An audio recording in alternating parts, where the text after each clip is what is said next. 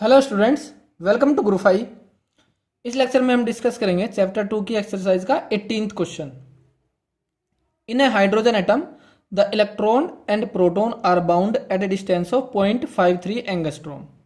First part, estimate the potential energy of the system in electron volt taking a zero of the potential energy at infinite separation between them. So first part में क्या दिया है, hydrogen atom में क्या होता है, एक proton जिसके चारों तरफ इलेक्ट्रॉन रिवॉल्व करता रहता है सर्कुलर पाथ में।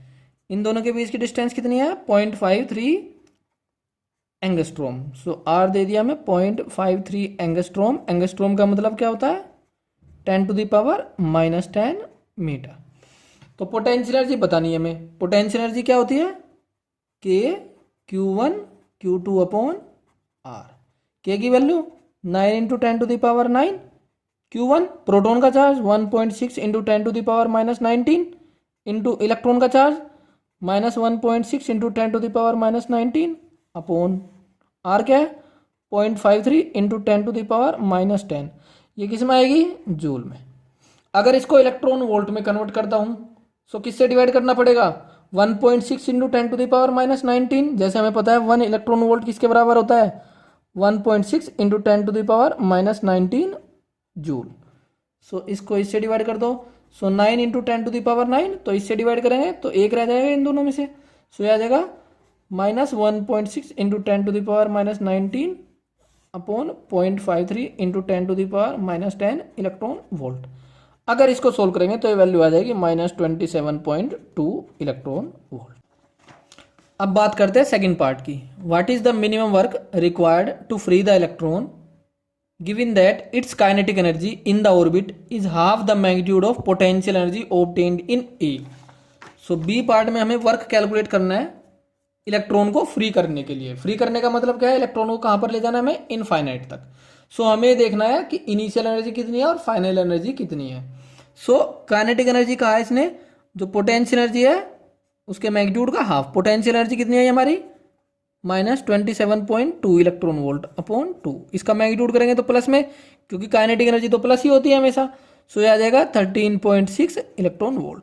सो टोटल एनर्जी कितनी हो जाएगी,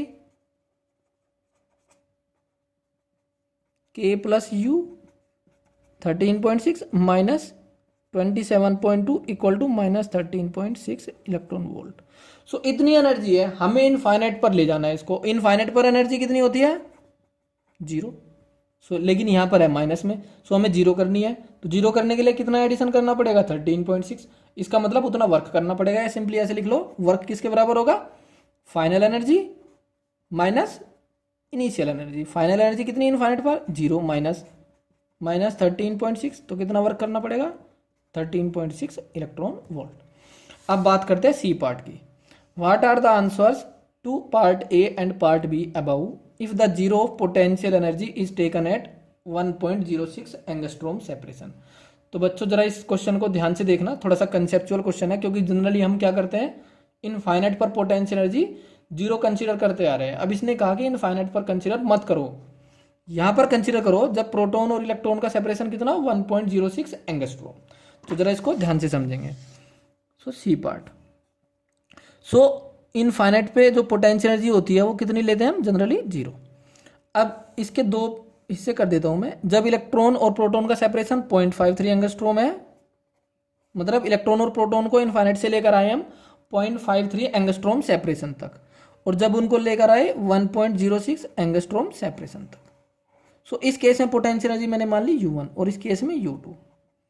सो जब इनफाइनाइट पर हम पोटेंशियल एनर्जी 0 कंसीडर करते हैं, सो जो पोटेंशियल एनर्जी है वो कितनी है, 0.53 एंगस्ट्रोम पर इतने इलेक्ट्रॉन वोल्ट। ये हमने कैलकुलेट कर लिया फर्स्ट पार्ट में। अब जब सेपरेशन इसका डबल कर दिया तो पोटेंशियल एनर्जी कितनी हो जाएगी, हाफ, क्योंकि पोटेंशियल एनर्जी क्या होती है, K Q1 Q2 upon R double कर दिया, सो पोटेंशियल एनर्जी हाफ हो जाएगी। तो इसका हाफ कितना, -13.6 इलेक्ट्रॉन वोल्ट। अब इसने कहा है कि जो पोटेंशियल एनर्जी है वो इनफाइनाइट पर 0 कंसीडर ना करो। कहाँ कंसीडर करो, इस सेपरेशन पर। सो जरा इसको देख लेंगे। अब इनफाइनाइट पर पोटेंशियल एनर्जी हमें नहीं पता कितनी है, ओके। अब हमें जो 1.06 एंगस्ट्रोम है, 1.06 एंगस्ट्रोम है, उस पर पोटेंशियल एनर्जी 0 कंसीडर करनी है। ये U2 0 मानना है हमें। ओके, अब इसको दो तरीके से समझ सकते हो आप। एक तो ये, अगर मुझे इस पोटेंशियल एनर्जी को 0 करना है तो मैं क्या करूँगा, इसमें 13.6 ऐड कर दूंगा। सो जितनी भी पोटेंशियल एनर्जी है जिस पॉइंट पर हमें कैलकुलेट करनी है उसमें 13.6 ऐड कर दो, तो इसके रेस्पेक्ट में मेजर हो जाएगी। या फिर ऐसे कर लो, जैसे हम रिलेटिव कंसेप्ट पढ़ते हैं, जैसे ए की वेलोसिटी बी के रेस्पेक्ट में बताओ, तो हम क्या करते हैं, ए की वेलोसिटी माइनस बी की वेलोसिटी ऐसे करते हैं, ऐसे ही यहाँ पर कर सकते हैं। अगर मुझे इस पॉइंट पर पोटेंशियल एनर्जी बतानी है लेकिन इनफाइनाइट की बजाय इसके रेस्पेक्ट में बतानी है, तो मैं क्या करूंगा, इसकी पोटेंशियल एनर्जी माइनस इसकी पोटेंशियल एनर्जी, ऐसी तो करूंगा। या फिर अगर इनफाइनाइट पर बतानी है पोटेंशियल एनर्जी, सो इनफाइनाइट की माइनस इसकी पोटेंशियल एनर्जी जिसके रेस्पेक्ट में हमें मेजर करनी है, तो मुझे इसके रेस्पेक्ट में मेजर करनी है, ठीक है। सो इसकी पोटेंशियल एनर्जी माइनस इसकी पोटेंशियल एनर्जी, तो माइनस माइनस 13.6, तो कितना हो जाएगा, प्लस 13.6। तो जहां पर भी हमें निकालनी है 13.6 ऐड कर देना है। सो जैसे यहां पर निकालनी है मुझे इनफाइनाइट पर, so potential energy at infinity 0 minus जिसके रेस्पेक्ट में मेजर करनी वो माइनस 13.6, तो कितना आ जाएगा 13.6 इलेक्ट्रॉन वोल्ट। ये कैसे आया, माइनस 13.6 था ना, सो 13.6 ऐड कर दो यहाँ पर हर जगह, तो यहाँ पर 13.6 ऐड करेंगे तो 0, यहाँ पर करेंगे तो ये आ गया। तो ऐसे भी कर सकते हैं। अब अगर इस पॉइंट पर बतानी हो मुझे पोटेंशियल एनर्जी 0.53 एंगस्ट्रोम सेपरेशन पर, जो फर्स्ट पार्ट है, तो कितनी हो जाएगी, तो क्या ऐड करना मुझे 13.6, तो इसमें 13.6 ऐड कर दो, सो माइनस 27.2 प्लस 13.6। या फिर ऐसे कर सकते हैं U1 माइनस U2, इसकी पोटेंशियल एनर्जी इसके रेस्पेक्ट में, सो माइनस 27.2 माइनस माइनस 13.6, तो ये आ जाएगा, तो ये आ जाएगी माइनस 13.6 इलेक्ट्रॉन वोल्ट। तो ये है आंसर पहला ए पार्ट का। अब इसने कहा है कि वर्क कितना करना पड़ेगा अब इलेक्ट्रॉन को इनफाइनाइट तक ले जाने में। अब हमें फिर से टोटल एनर्जी निकालनी है। सो टोटल एनर्जी कितनी हो जाएगी, काइनेटिक प्लस पोटेंशियल, काइनेटिक तो वही है 13.6 प्लस पोटेंशियल कितनी माइनस 13.6, कितनी आ गई ये 0। अब टोटल एनर्जी है इलेक्ट्रॉन की 0, लेकिन हमें इनफाइनाइट पर ले जाना है उसको। इनफाइनाइट पर 0 नहीं है कि एनर्जी 0 है तो हमें कोई वर्क ही नहीं करना पड़ेगा। सो हमें 0 से कहाँ तक लेके जाना है, इनफाइनाइट तक, और इनफाइनाइट पर एनर्जी कितनी है 13.6, तो हमें 0 से 13.6 इलेक्ट्रॉन वोल्ट करनी है एनर्जी। तो वर्क कितना करना पड़ेगा 13.6। सो वर्क करना पड़ेगा इसमें final energy minus initial energy. Final energy कितनी 13.6 और इनिशियल कितनी 0, सो 13.6 इलेक्ट्रॉन वोल्ट। इस आंसर और इस आंसर को चेक करो, सेम है ना। सो ये क्यों है, ये आप लोग ऐसे भी समझ सकते हो, जो चेंज इन पोटेंशियल एनर्जी होता है वो रेफरेंस पॉइंट पे डिपेंड नहीं करता, चेंज नहीं करता।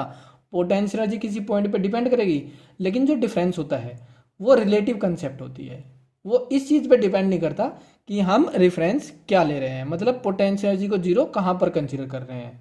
ओके, सो हमने बस रेफरेंस ही तो बदला, लेकिन जो चेंज इन एनर्जी है वो तो सेम रहेगा।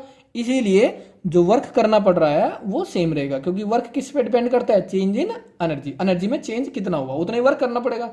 सो इसीलिए इस पार्ट और इस पार्ट का आंसर क्या है, सेम, वर्क जो कैलकुलेट करना पड़ रहा है।